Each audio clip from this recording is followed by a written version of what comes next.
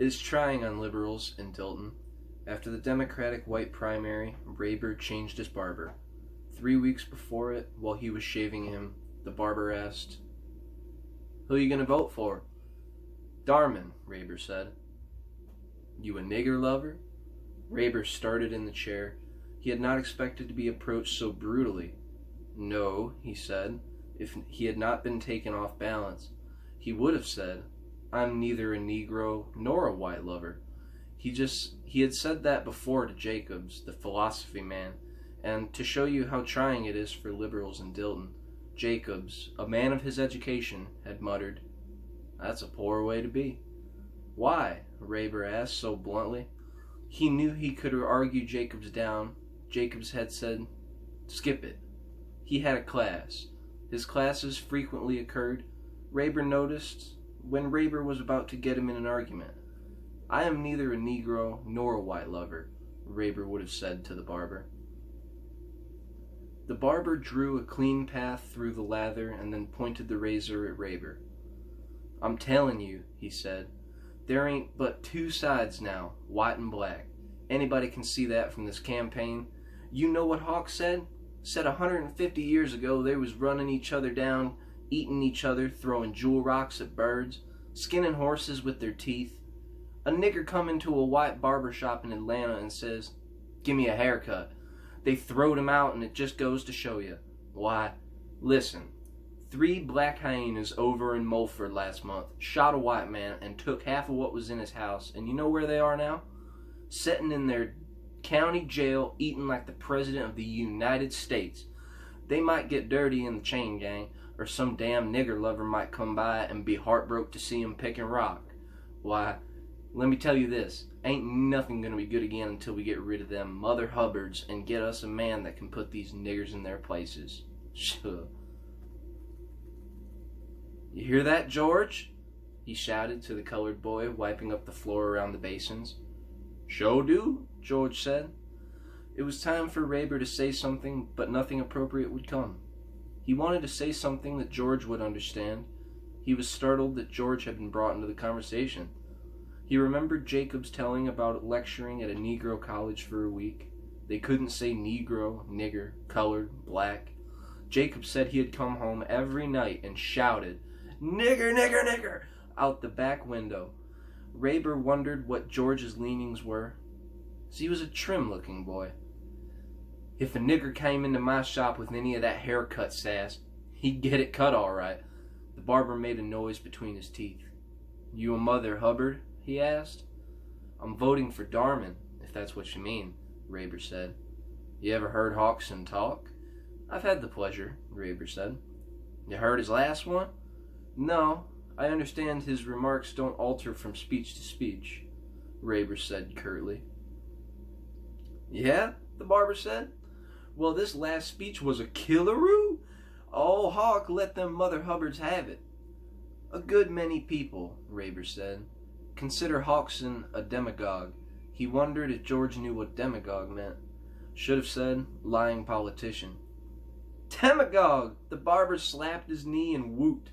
"That's what Hawk said," he howled. "Ain't that a shot? Folks," he says, "them Mother Hubbard says I'm a demagogue." Then he rears back and sort of all soft like, "Am I a demagogue, you people?" And they yells, "No, Hawk, you ain't no demagogue." And he comes forward shouting, "Oh yeah, I am. I'm the best damn demagogue in the state, and you should hear them people roar." Whoo-hoo. "Quite a show," Raber said. "But what is it but a Mother Hubbard?" the barber muttered. "You have been taken in by 'em all right. Let me tell you something." He reviewed Hawkson's 4th of July speech. It had been another killaroo, ending with poetry. Who was Darman? Hawk wanted to know. Yeah, who was Darman? The crowd had roared. Why didn't they know? Why, he was Little Boy Blue, blowing his horn. Yeah, babies in the meadow and niggers in the corn. Man, Raber should have heard that one. No Mother Hubbard could have stood up under it. Raber thought that if the barber would have read a few, listen, he didn't have to read nothing. All he had to do was think. That was the trouble with people these days. They didn't think. They didn't use their horse sense. Why wasn't Raber thinking? Where was his horse sense? Why am I straining myself? Raber thought irritably. No, sir, the barber said. Big words don't do nobody no good. They don't take the place of thinking. Thinking, Raber shouted. You call yourself thinking? Listen, the barber said. Do you know what Hawk told them people down at Tilford? At Tilford, Hawk had told them that he liked niggers fine in their place, and if they didn't stay in that place, he had a place to put them. How about that? Raber wanted to know what this had to do with thinking. The barber thought that it was plain as pig on a sofa what that had to do with thinking. He thought a good many other things too, which he told Raber. He said Raber should have heard the Hawkson speeches at Mowen's Oak, Bedford, and Chickerville. Raber settled down in his chair again and reminded the barber that he had come in for a shave. The barber started back shaving him. He said Raber should have heard the one at Spartasville. There wasn't a Mother Hubbard left standing, and all the boy blues got their horns broke, Hawk said. He said that the time had come that you had to sit on the lid with, I have an appointment, Raber said. I'm in a hurry. Why should he stay and listen to that tripe? As much rot as it was, the whole asinine conversation stuck with him the rest of the day and went through his mind in persistent detail after he was in bed that night. To his disgust, he found that he was going through it, putting in what he would have said if he had had the opportunity to prepare himself. He wondered how Jacobs would have handled it. Jacobs had a way about him that made people think that he knew more than Raber thought he knew. It was not a bad trick in his profession. Raber often amused himself analyzing it. Jacobs would have handled the barber calmly, though. Raber started through the conversation again, thinking how Jacobs would have done it. He ended doing it himself. The next time he went to the barber's, he had forgotten about the argument. The barber seemed to have forgotten it too. He disposed of the weather and stopped talking. Raber was wondering what was going to be for supper. Oh, it was Tuesday. On Tuesday, his wife had canned meat. Took canned meat and baked it with cheese. Slice of meat and a slice of cheese. Turned out striped. Why do we have to have this stuff every Tuesday? Well, if you don't like it, you don't have to. You still a Mother Hubbard? Raber's head jerked. What? You still for Darman? Yes, Raber said, and his brain darted to store preparations. Well, look a here. You teachers, looks like, well, he was confused. Raber could see that he was not so sure of himself as he'd been the last time. He probably thought that he had a new point to stress. Looks like you fellows would vote for Hawk on account of what he said about the teachers' salaries. Seems like you would now. Why not? Don't you want more money? More money? Raber laughed. Don't you know that with a rotten governor I'd lose more money than he'd give me? He realized that he was finally on the barber's level. He dislikes too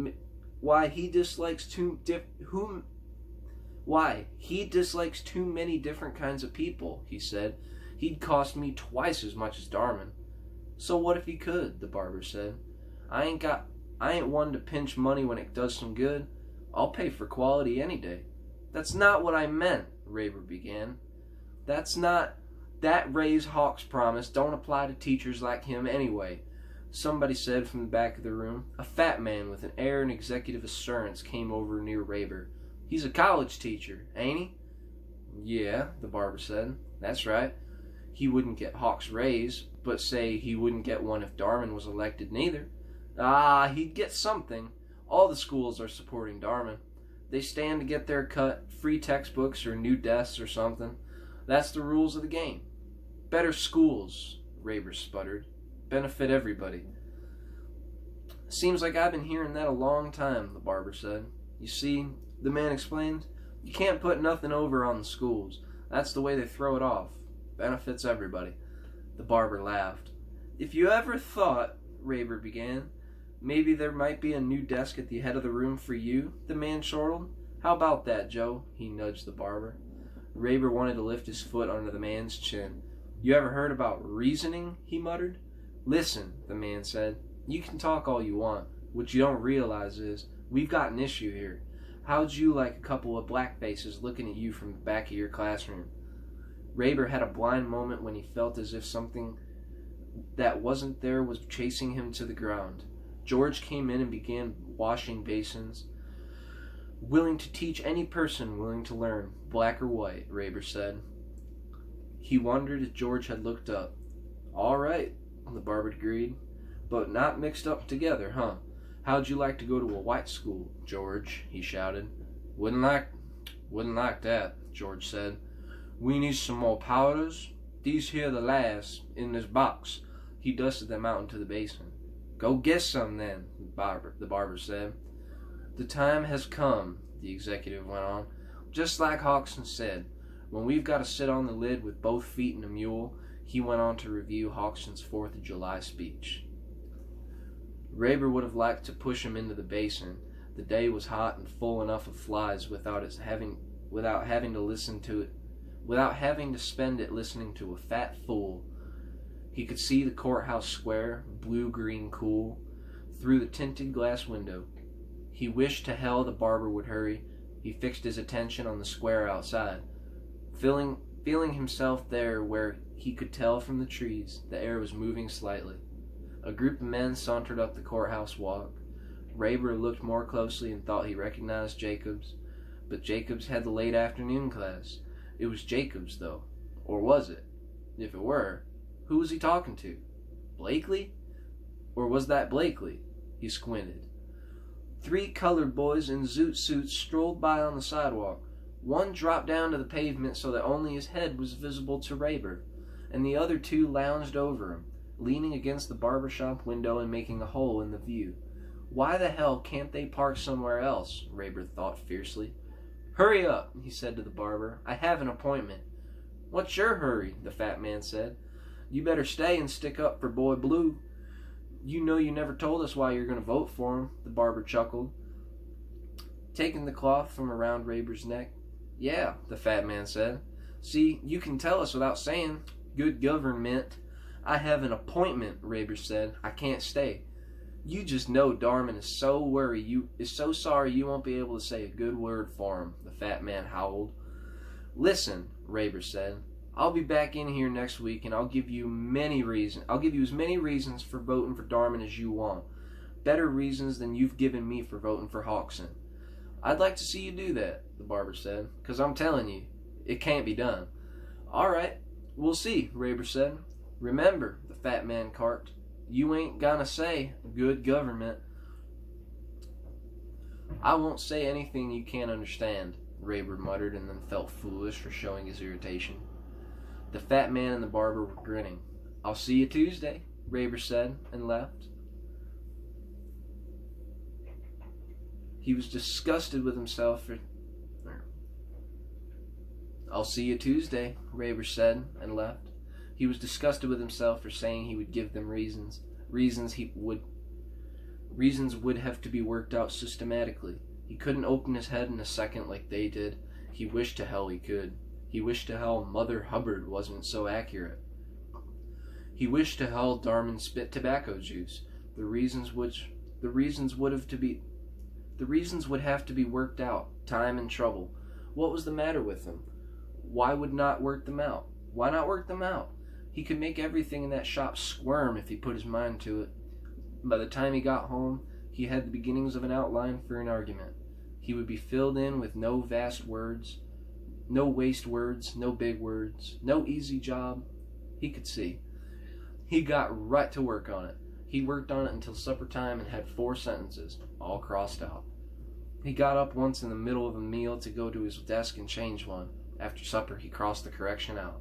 What's the matter with you? His wife wanted to know. Not a thing, Raber said. Not a thing. I just have to work. I'm not stopping you, she said. When she went out, he kicked the board loose on the bottom of the desk. By 11 o'clock, he had 1 page.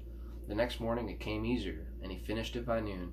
He thought it was blunt enough. It began, for 2 reasons, men elect other men to power, and it ended...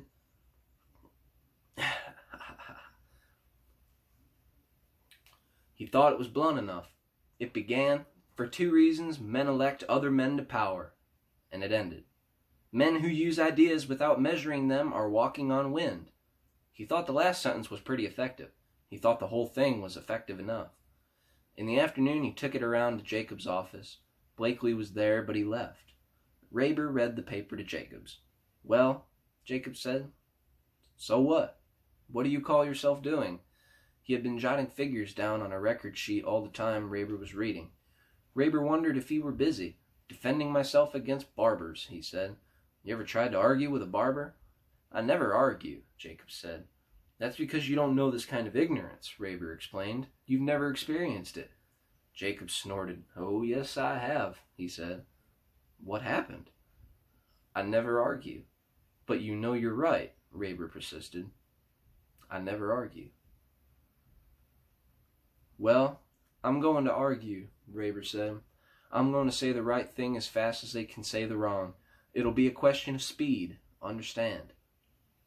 He went on. "This is no mission of conversion. I'm defending myself." "I understand that," Jacob said. "I hope you're able to do it." "I've already done it." "You read the paper. There it is." Raber wondered if Jacob were dense or just preoccupied. "Okay, then leave it there. Don't spoil your complexion arguing with barbers. It's got to be done," Raber said. Jacob shrugged. Raber had counted on discussing it with him at length. "Well, I'll see you," he said. "Okay," Jacob said. Raber wondered why he had ever read the paper to him in the first place. Before he left for the barber's Tuesday afternoon, Raber was nervous, and he thought that by way of practice he'd try the paper out on his wife. He didn't know what she was in. He didn't know but what she was for hawking herself. Whenever he mentioned the election, she made it a point to say, "Just because you teach doesn't mean you know everything." Did he ever say he knew anything at all? Maybe he wouldn't call her, but he wanted to hear how the thing was actually going to sound, said casually. It wasn't long, wouldn't take up much of her time. She would probably dislike being called. Still, she might possibly be affected by what he said. Possibly. He called her. She said all right, and he'd just have to wait until she got through what she was doing. It looked like every time she got her hands in something, she had to leave and go do something else. He said he didn't have all day to wait. It was only 45 minutes until the shop closed. And would she please hurry up? She came in wiping her hands and said, all right. She was there, wasn't she? Go ahead." He began saying it very easily and casually, looking over her head. The sound of his voice playing over the words was not bad. He wondered if it were the words themselves or his tones that made them sound the way that he did. He paused in the middle of a sentence and glanced at his wife to see if her face would give him any clue. Her head was turned slightly toward the table. By her chair was an open magazine was lying. As he paused, she got up. "That is very nice," she said, and went back to the kitchen. Raber left for the barber's. He walked slowly, thinking what he was going to say in the shop, and now the stopping to look absently at a store window. Block's Feed Company had a display of automatic chicken killers. "So timid persons can kill their own fowl," the sign over them read. Raber wondered if many timid persons used them. As he neared the barber's, he could see obliquely through the door the man with the executive assurance was sitting in the corner reading a newspaper. Raber went in and hung up his hat. "Howdy," the barber said. "Ain't this the hottest day in the year, though?" "It's hot enough," Raber said. "Hunting season soon to be over," the barber commented. "All right," Raber wanted to say. "Let's get this thing going." He thought he would work into his argument from their remarks. The fat man hadn't noticed him. You should have seen the covey this dog of mine flushed the other day," the barber went on as Raber got in the chair. "The birds spread once and we got 4, and they spread again and we got 2. That ain't bad." "Never hunted quail," Raber said hoarsely. There ain't nothing like taking a nigger and the hound dog and a gun and going after quail," the barber said. "You missed a lot out of life if you ain't had that." Raber cleared his throat and the barber went on working. The fat man in the corner turned a page. "What do they think I came in here for?" Raber thought. They couldn't have forgotten. He waited, hearing the noises flies make and the mumble of the men talking in the back. The fat man turned another page. Raber could hear George's broom slowly stroking the floor somewhere in the shop. Then stop, then scrape, then, "You are still a Hawkson man?" Raber asked the barber. "Yeah," the barber laughed. "Yeah, I had forgot. You was gonna come tell us why you were voting for Darman." "Hey, Roy," he yelled to the fat man. "Come over here. We're gonna hear why we should vote for Boy Blue." Roy grunted and turned another page. "Be there when I finish this piece," he mumbled. "What you got there, Joe?" one of the men in the back called. "One of them good government boys?" "Yeah," the barber said. "He's gonna make a speech." I've heard too many of that kind already," the man said. "You ain't heard one by Raber," the barber said. "Raber's all right. He don't know how to vote, but he's all right." Raber reddened. Two of the men strolled up. "This is no speech," Raber said. "I only want to discuss it with you, sanely." "Come on over here, Roy," the barber yelled. What are you trying to make of this?" Raber muttered. Then he said suddenly, "If you're calling everybody else, why don't you call your boy George? You afraid to have him listen?" The barber looked at Raber for a second without saying much of anything. Raber felt as if he had made himself too much at home. "He can hear," the barber said. "He can hear back where he is." "I just thought he might be interested," Raber said. "He can hear," the barber repeated. "He can hear what he hears, and he can hear 2 times that much. He can hear what you don't say as well as what you do." Roy came over, folding his newspaper. "Howdy, boy," he said, putting his hand on Raber's head. "Let's get on with this speech." Raber felt as if he were fighting his way out of a net. They were over him with their red faces grinning. He heard the words drag out. "Well, I see, the way I see it, men elect." He felt them pull out of his mouth like freight cars, jangling, backing up on each other, grating to a halt, sliding, clinching back, jarring, and then suddenly stopping as roughly as they had begun. It was over. Raber was jarred that it was over so soon. For a second, as if they were expecting him to go on, no one said anything. "Then, how many of y'all gonna vote for Boy Blue?" the barber yelled. Some of the men turned around and snickered. One even doubled over. "Me," Roy said. "I'm going to run down there right now, so I'll be the first to vote for Boy Blue tomorrow morning." "Listen," Raber shouted. "I'm not trying—" "George!" the barber yelled. "You heard that speech?" "Yes, sir," George said. "Who you going to vote for, George?" "I'm not trying to," Raber yelled. I don't know as they going to let me vote," George said. "Do I got to vote for Mr. Hawkson?" "Listen," Raber yelled. "Do you think I'm trying to change your fat minds? What do you think I am?" He jerked the barber around by the shoulder. "Do you think I'd tamper with your damn fool ignorance?" The barber shook Raber's grip off his shoulder. "Don't get excited," he said. "We all thought it was a fine speech. That's what I've been saying all along. You got to think. You got to—" He lurched backward when Raber hit him and landed sitting on the footrest of the next chair. "Thought it was fine," he finished, looking steadily at Raber's white, half-lathered face glaring down at him. "It's what I've been saying all along." The blood began pounding up Raber's neck just under his skin. He turned and pushed quickly through the men around him to the door. Outside, the sun was suspending everything in a pool of heat, and before he had turned the first corner, almost running, lather began to drip inside his collar and down the barber's bib, dangling to his knees.